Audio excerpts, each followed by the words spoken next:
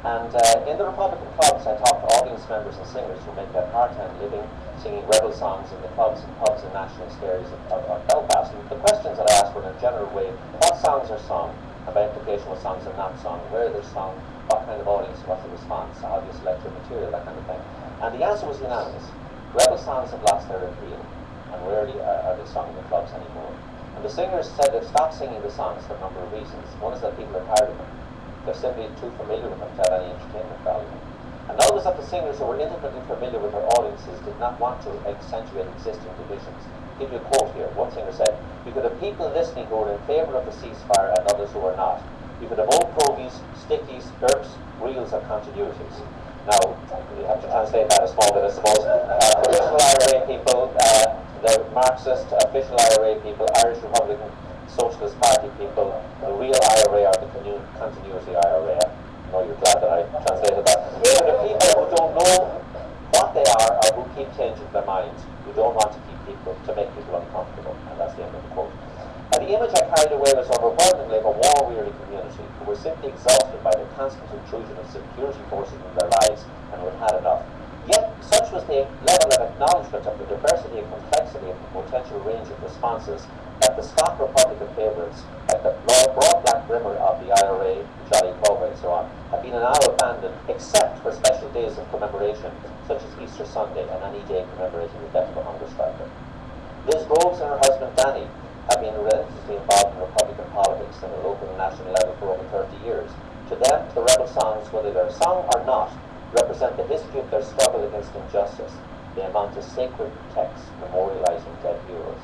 But they do agree that the songs have lost much of their rhetorical impact. I asked the people in the clubs which songs they liked and which they did not, and I was confronted with a major surprise. The most hated song by far is "A Nation Once Again," which was the anthem of republicanism. And I asked why. They said it's been hijacked by nationalists, by Jerry Pitt. When Jerry Pitt started to sing it, they said that was the end of it. And they see it as an SDLP, again, the Social Democratic Labour Party. They said it's a national song. And I was confused. I said, well, what's wrong with that? They said, we're Republicans. And I said, well, what does that mean? They said, nationalists are committed to the democratic process no matter what. Republicans will do whatever we have to do in the end game to get the Republic elected. So there's a difference. The most popular song, and this totally surprised me again, in the Republican clubs, the most hardline, "Four Green Fields." Because that allows space. It allows us that my sons have sons as brave as were their fathers, and my four green fields will bloom once again, said she. And she is the Mother of Ireland, of course. And these sentiments allow the singer and the audience the space to identify as they will with the notion and connotations of bravery and sacrifice. And the ability of this song to reach out to people of diverse backgrounds, each individual being free to interpret the song according to his or her own persuasion, I think is the reason why "Four Green Fields" has become the most popular Irish political song in the latter half of the 20th century, written by Tommy Macon, of course, who lives in New Hampshire. So what kind of songs are still being written today then? I went back to Joe O'Hearn and Roy Arbuckle, who's a loyalist, but he's not a loyalist. He's I suppose he considers himself by birth on the unionist side, but he's really a humanist. He said humorous songs that won't agree. And Joe O'Hearn says he likes to write satirical songs that, and quote, "get in a political dig."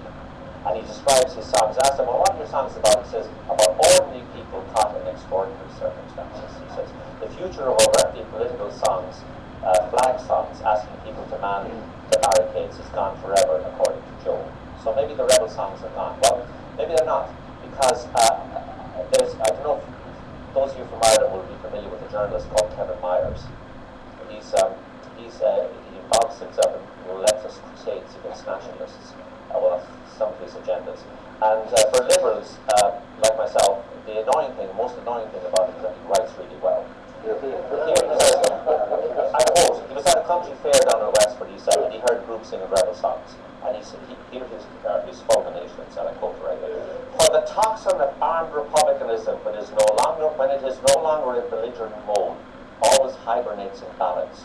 The myths and the lies are transmitted in song.